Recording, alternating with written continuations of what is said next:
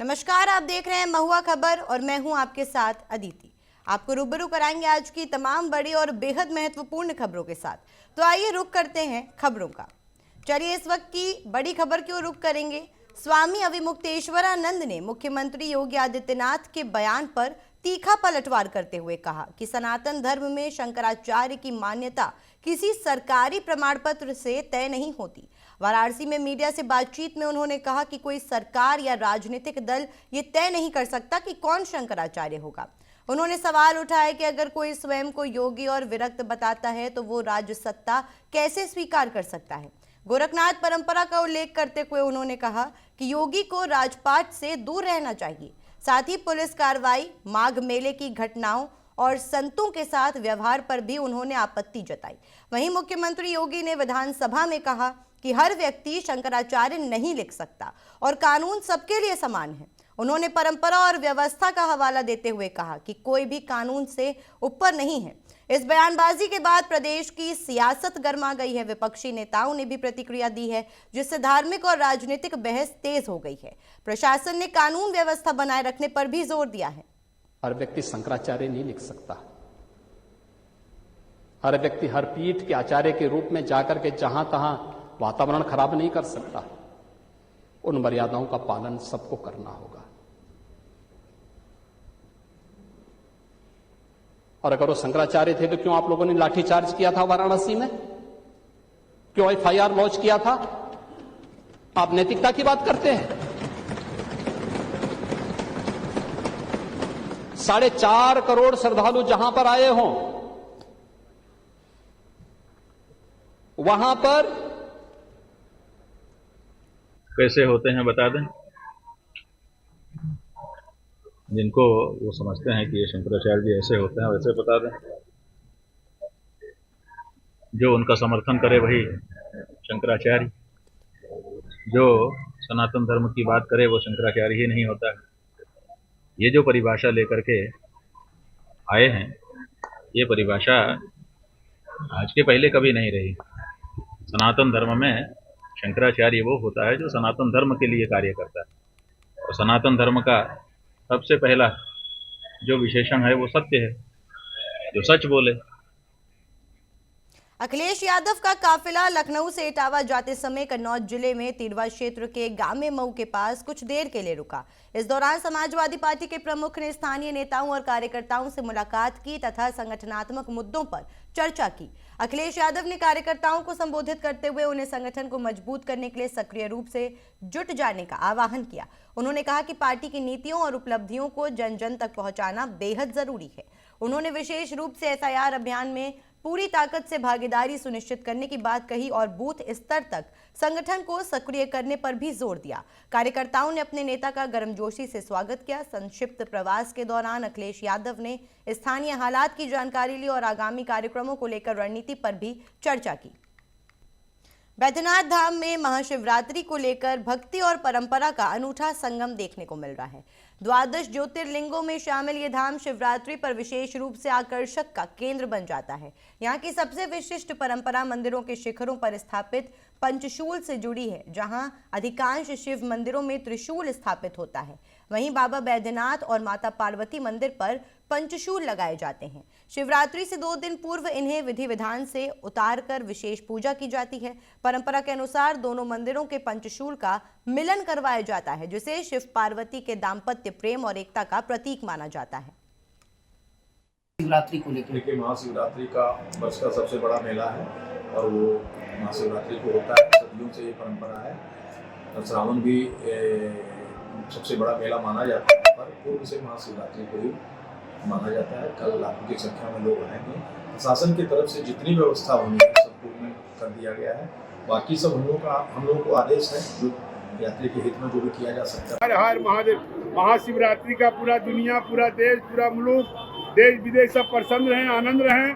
बाबा का कल 3 पहर का पूजा होता है और शादी जो होता है महादेव का 4 पहर का होता है। तो शादी का विशेषता यही है। तो सब पद मिला के, सब हेतु लगा के बाबा का 250 550 पूजा होता है, विधि पूर्वक सब होता है। ये विश्व कल्याण के लिए आज से नहीं, हमारा क्षेत्र में हमारे देश के राजा, हमारे राज्य के राजा, हमारे समाज के सब राजा, सब देवघर वासी, पूरा दुनिया वासी सब आनंद रहे। भूत प्रेत डाकिन किचिन सब प्रसन्न रहते हैं। और कल का वो रात्रि है, यही तो 3 रात्रि मेन है, शिवरात्रि, काल रात्रि, नवरात्रि। बाबा मंदिर में शिव पार्वती की प्राण प्रतिष्ठा समारोह को लेकर गांव में उत्साह का माहौल है। वार्ड नंबर 6 में स्थित इस मंदिर का नवनिर्माण ग्रामवासियों की संयुक्त पहल से किया गया। आचार्य गौरव कुमार झा ने बताया कि 13 फरवरी को कलश शोभा यात्रा गांव से शुरू होकर टूटा पुल पार करते हुए गंगा जल लेकर वापस मंदिर पहुंची।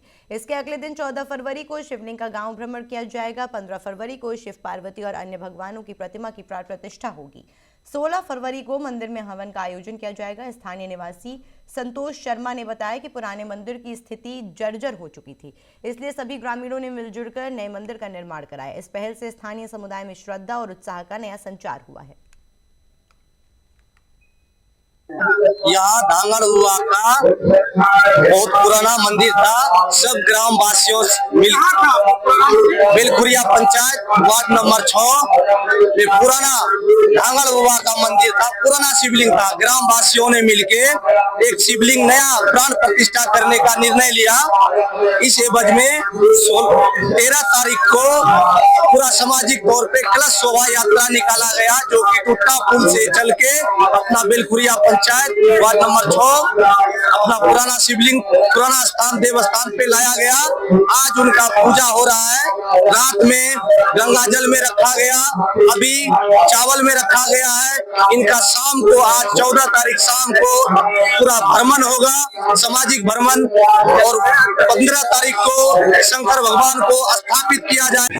यहाँ पे बाबा नर्मदेश्वर नाथ महादेव का शिव प्राण प्रतिष्ठा होने जा रहा है, जिसमें नंदी, माता पार्वती और गणेश जी के साथ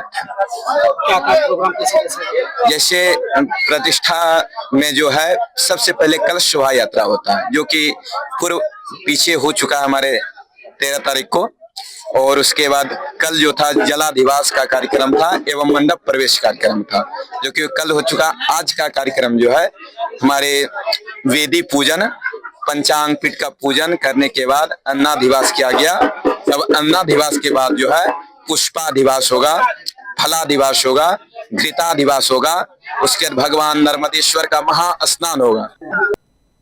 सरायकेला के प्रखंड क्षेत्र के पिंडराबेड़ा गांव में लंबे समय से ठप पड़ा सड़क निर्माण कार्य एक बार फिर गति पकड़ता नजर आ रहा है। शनिवार को ग्रामीणों की मौजूदगी में निर्माणाधीन सड़क की पुनः नापी की प्रक्रिया शुरू की गई। इससे परियोजना के शीघ्र पूरा होने की उम्मीद जगी है और ग्रामीणों में उत्साह देखा जा रहा है। ग्रामीणों का प्रतिनिधित्व कर रहे समाजसेवी उदय ने बताया कि इस सड़क का उद्घाटन लगभग 4 वर्ष पूर्व स्थानीय विधायक चंपाई सोरेन द्वारा किया गया था। उस समय आश्वासन दिया गया था कि निर्धारित सीमा से अधिक भूमि अधिग्रहण होने पर प्रभावित रैयतों को 3 गुना मुआवजा दिया जाएगा। हालांकि कई स्थानों पर निर्माण कार्य पूरा हो जाने के बावजूद पिंडराबेड़ा और मुर्गा घुट्टू गांव में मुआवजा भुगतान नहीं होने के कारण ग्राम सभा ने काम रुकवा दिया था। ग्राम पिंडराबेड़ा में जिस चीज़ के लिए हम लोग एकत्र हुए हैं, असल में आज से 4 साल पहले इस सड़क का माननीय विधायक, यहाँ के जो विधायक हैं चंपाई सोरेन जी, पूर्व मुख्यमंत्री द्वारा उद्घाटन हुआ था। ये सड़क पिंडराबेड़ा मोड़ से केरला पब्लिक मोड़ तक बुरुड़ी होते हुए केरला पब्लिक मोड़ तक करीब 16 या 17 किलोमीटर है। तो रोड का स्थिति काफ़ी जर्जर था, काफ़ी ख़राब था। तो गांव वाले जब उद्घाटन किया तो काफ़ी हम लोग खुश थे। तो उस समय माननीय विधायक ने एक अपना ही हम लोग को समझाए थे, स्टेटमेंट दिया था कि आप लोग का ज़मीन यदि रोड से अधिक लिया जाता है तो सरकार अधिग्रहण करेगा और उसका आप लोग को 3 गुना पैसा मिलेगा, 3 गुना पैसा मिलेगा। तो इस तरह एक संवेदक को काम मिला, काम शुरू किया और काम लगभग पूरा हो चुका है। उधर यहाँ पिंडराबेड़ा में बाकी है, मुर्गा घुट्टू में करीब 1 किलोमीटर बाकी है। तो हम लोग ग्राम सभा करके इसलिए हम लोग रोक दिए कि हम लोग को पहले मुआवजा मिले, इसके बाद हम लोग काम हमारे क्षेत्र में काम करने देंगे। हजारीबाग में ऑपरेशन मुस्कान अभियान के तहत पुलिस को बड़ी सफलता मिली है। चोरी और गुम हुए मोबाइल फोन की बढ़ती शिकायतों पर कार्रवाई करते हुए पुलिस ने कुल 135 मोबाइल फोन बरामद कर उनके वास्तविक मालिकों को सौंप दिए। झारखंड पुलिस के अंतर्गत हजारीबाग पुलिस द्वारा चलाए गए इस विशेष अभियान में पुलिस अधीक्षक कार्यालय के निर्देश पर एक विशेष टीम का गठन किया गया था। ये टीम अनुमंडल पुलिस पदाधिकारी सदर के नेतृत्व में लगातार तकनीकी एवं वैज्ञानिक साक्ष्यों के आधार पर जांच कर रही थी। जिले के विभिन्न क्षेत्रों में छापेमारी और सत्यापन अभियान चलाकर मोबाइल फोनों को ट्रेस किया गया।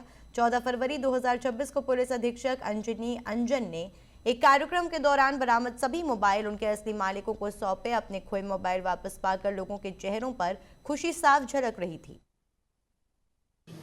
हाँ, हम लोग पिछले कई दिनों से इस बात का प्रयास कर रहे थे कि कई लोगों का जो मोबाइल वगैरह मिस हो जाता है, तो उसके लिए एक CIR पोर्टल है जिसमें वो अपना शिकायत दर्ज करा सकते हैं। और उसके बाद थाना के माध्यम से सभी थाना को निर्देश दिया गया था कि पोर्टल पे जितने भी हमारे पास कंप्लेन आए हैं या अन्य माध्यम से भी डायरेक्टली भी जो थाना में कंप्लेन किया गया है, उसकी भी हम लोग मोबाइल को हम लोग बरामद करें, फिर उसको वेरीफाई करें कि उसके रियल ओनर कौन है, और एंट्री करते हुए इसका डिस्पोज करने के लिए हम लोग सभी लोगों को बुलाए और जो इसके वास्तविक मालिक हैं, ओनर हैं, उनको हम लोग रिसीव कराएं। नोएडा में वैलेंटाइन डे के दिन एक सनसनीखेज घटना ने सभी को झकझोर दिया। थाना सेक्टर 58 के क्षेत्र में एक युवक ने कथित तौर पर पहले अपनी प्रेमिका को गोली मार दी और फिर खुद को गोली मारकर आत्महत्या कर ली। घटना की जानकारी मिलते ही पुलिस टीम मौके पर पहुंची और दोनों शवों को कब्जे में लेकर पोस्टमार्टम के लिए भेज दिया गया। मृतका की पहचान रेखा के रूप में हुई है और युवक की पहचान सुमित के रूप में हुई है, जो दिल्ली के त्रिलोकपुरी इलाके का निवासी था। नोएडा में मसाज पार्लरों के खिलाफ बड़ी कार्रवाई की गई है। पुलिस ने एंटी ह्यूमन ट्रैफिकिंग यूनिट और नेशनल ह्यूमन राइट्स कमीशन की संयुक्त टीम के साथ मिलकर एक टीम 3 मसाज पार्लरों पर छापेमारी की। पुलिस को लंबे समय से इन पार्लरों में संदिग्ध गतिविधियों की सूचना मिल रही थी। इसी आधार पर संयुक्त टीम ने योजनाबद्ध तरीके से कार्रवाई करते हुए अलग अलग स्थानों पर दबिश दी। छापेमारी के दौरान मौके से कुछ युवक युवतियों को हिरासत में लेकर पूछताछ के लिए थाना लाया गया। अचानक हुई इस कार्रवाई से इलाके में हड़कंप मच गया। आसपास के लोगों की भीड़ जमा हो गई और पूरे क्षेत्र में चर्चा का माहौल बन गया। आज दिनांक 13 फरवरी को थाना 49 और एंटी ह्यूमन ट्रैफिकिंग की टीम एवं NHRC द्वारा नामित मिशन मुक्ति फाउंडेशन के संयुक्त अभियान के अंतर्गत 3 स्पा सेंटर्स जो कि अवैध तरीके से संचालित हो रहे थे, वहां पर संयुक्त टीम के द्वारा रेड की गई, जिसमें कुछ महिलाएं और पुरुष जो हैं उनको हिरासत में लिया गया है, जिनसे पूछताछ कर आवश्यक विधिक कार्रवाई की जा रही है। सुसंगत धाराओं में अभियोग पंजीकृत किया जा रहा है। बलरामपुर और सिद्धार्थनगर जिले में बाढ़ सुरक्षा परियोजना में कथित भ्रष्टाचार का मामला सामने आया है। सिद्धार्थनगर बॉर्डर के बसंतपुर से बेलभरिया जमुनी तक लगभग 3 किलोमीटर लंबे बांध और 3 सैफन पुलों का निर्माण ड्रेनेज खंड 3 के तहत लगभग 10 करोड़ रुपए की लागत से किया जा रहा है।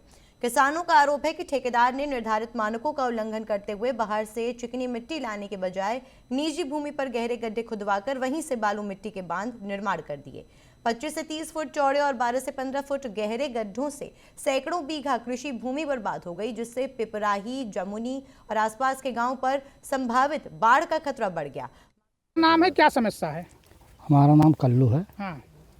हम पिपरिया के रहने वाले हैं। हाँ। यहाँ देखे तो हम भी आए देखने के लिए। हाँ।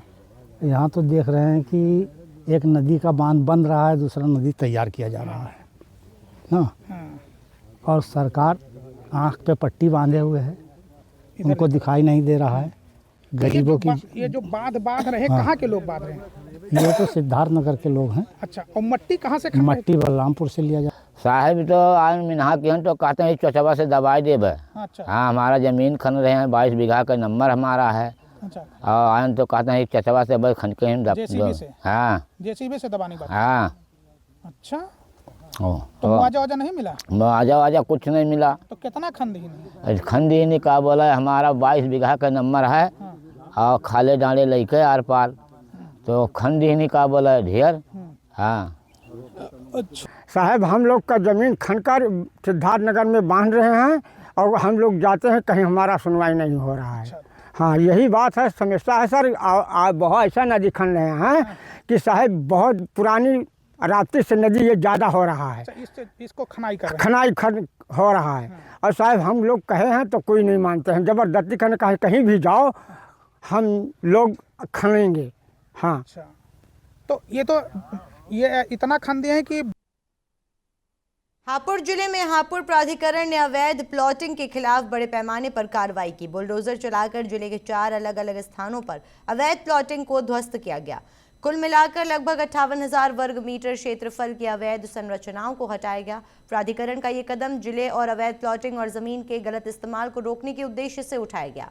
हापुड़ जिले में बड़े पैमाने पर अवैध प्लॉटिंग का कारोबार होता रहा, जिससे नगर नियोजन और कानूनी व्यवस्था प्रभावित हो रही है। इस कदम से ये संदेश गया कि अवैध निर्माण और प्लॉटिंग बर्दाश्त नहीं की जाएगी। भविष्य में भी हापुड़ प्राधिकरण इसी तरह की सख्त निगरानी और कार्रवाई करता रहेगा ताकि जिले में नियमानुसार विकास सुनिश्चित किया जा सके। उत्तर प्रदेश के हापुड़ में पुलिस को बड़ी कामयाबी मिली है। 31 जनवरी को पिलखुआ इलाके में दिल्ली के एक व्यापारी से दिन दहाड़े हुई 64 लाख रुपए की लूट का खुलासा कर दिया गया। रईस गैंग के सरगना रईस और उसके 4 साथी दानिश, जुनैद, रौनक अली और सरफराज को सिखेड़ा बंबा के पास मुठभेड़ के बाद गिरफ्तार किया गया। मुख्य आरोपी रईस के पैर में गोली लगी है, जिसे अस्पताल में भर्ती कराया गया। पुलिस ने आरोपियों के पास से 64 लाख रुपए में से 44.37 लाख नगद रुपए, 2,94,000 के 3 महंगे मोबाइल फोन, 2 बाइक, 1 स्कूटी और अवैध हथियार बरामद किए हैं।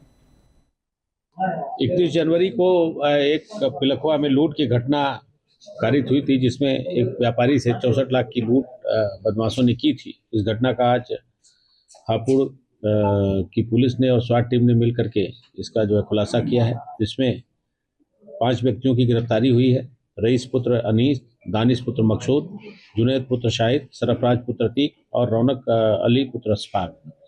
इनके पास से टोटल 44,37,000 रुपए नकदी बरामद हुए हैं और 2,94,000 का मोबाइल फ़ोन इन्होंने जो लूट के पैसे से खरीदा था वो मोबाइल फ़ोन बरामद हुए हैं। इस तरह से कुल 47,31,000 रुपए पुलिस टीम ने बरामद किए हैं। बलरामपुर जिले में कोतवाली देहात पुलिस ने सरकारी स्कूलों और पंचायत भवनों में चोरी करने वाले शातिर अंतर जनपदीय गिरोह का सफलतापूर्वक पर्दाफाश किया। पुलिस अधीक्षक विकास कुमार के निर्देश पर चलाए गए विशेष अभियान में अपर पुलिस अधीक्षक विशाल पांडे और क्षेत्राधिकारी नगर ज्योति श्री के पर्यवेक्षण में प्रभारी निरीक्षक गिरजेश तिवारी की टीम ने कार्रवाई की। 12 फरवरी की रात मुखबिर की सूचना पर संदिग्ध स्क्विड कार को रोककर श्रवण उर्फ कृष्ण मोहन पांडे और नीरज शुक्ला को पकड़ा गया। पूछताछ में दोनों ने स्कूलों और पंचायत भवनों में चोरी की वारदात स्वीकार की। उनकी निशानदेही पर गंगापुर बांकी स्थित एक खंडहर मकान से 4 अन्य आरोपी भी गिरफ्तार किए गए। 12/2/26 को कोतवाली की टीम रात गश्त व चेकिंग कर रही थी। इसी दौरान एक क्विड कार आती हुई दिखाई दी, जिसको रोका गया तो उसमें 2 लोग मिले और उसमें कुछ इलेक्ट्रॉनिक सामान मिले। उनसे गहन पूछताछ की गई। उन लोग के द्वारा पूर्व में की गई 5 चोरियों को स्वीकार किया गया और उनकी निशानदेही पे एक खंडहर से अन्य सामान बरामद किए गए। भारी मात्रा में इलेक्ट्रॉनिक सामान बरामद हुए हैं, जिसमें 8 LED है, 5 कंप्यूटर है, 3 प्रिंटर है, सोलर पैनल 5 है, बैटरी 6 है, CCTV है, DVR है, कीबोर्ड, माउस, वायर, कुर्सी, तमाम सामान है। बहराइच के थाना दरगाह इलाके में एक सनसनीखेज हत्या का मामला सामने आया है। यहां बड़काऊ नामक युवक को खेत में बुलाकर ईंट पत्थर और हंसिये से काटकर निर्मम हत्या कर दी गई। हत्या का आरोप उसकी पत्नी पर गलत नजर रखने को लेकर उसके पति जसवंत और पत्नी नीलम पर है। पुलिस ने 24 घंटे के भीतर हत्यारे दंपति को दरगाह के विशनपुर साइफन से गिरफ्तार किया और जेल भेज दिया। पुलिस ने FIR दर्ज करके आगे की जांच फिलहाल शुरू कर दी। 2 अभियुक्तों की गिरफ्तारी की गई है। पति पत्नी जो कि मृतक के बगल में रहते थे, जसवंत और उसकी पत्नी, और इसमें जसवंत का कहना था कि उसे पूछताछ में बताया कि वो उसकी पत्नी पे गलत नजर रखता था। इसी वजह से उसने जो है एक योजनाबद्ध तरीके से उसको खेत में बुलाया और उसकी पत्नी ने ईंट से और हंसिया से उस पर प्रहार करके उसकी हत्या कर दी और 2 अभियुक्तों की गिरफ्तारी की गई है। पति पत्नी जो बहराइच जिले के थाना रुपई डीहा क्षेत्र के रामनगर इलाके में देर रात लगभग 2 बजे अज्ञात जंगली जानवर ने घर में घुसकर हमला किया। इस हमले में 7 वर्षीय श्याम पुत्र अजय मिश्रा गंभीर रूप से घायल हो गया। उसके सर पर गंभीर चोटें आई हैं और उसे प्राथमिक उपचार के बाद लखनऊ रेफर कर दिया गया। वन विभाग मामले की जांच कर रही है। DFO बहराइच सुंदरेशा ने बताया कि प्रथम दृष्टया अभी किसी जंगली जानवर के हमले का स्पष्ट प्रमाण नहीं मिला। बच्चे पर हमला हुआ है। लोगों का कहना है कि किसी जानवर ने किया। क्या आप बताना चाहेंगे और क्या जानकारी हो? हाँ, आज सुबह हमारा रेंजर द्वारा हमको सूचना मिला है।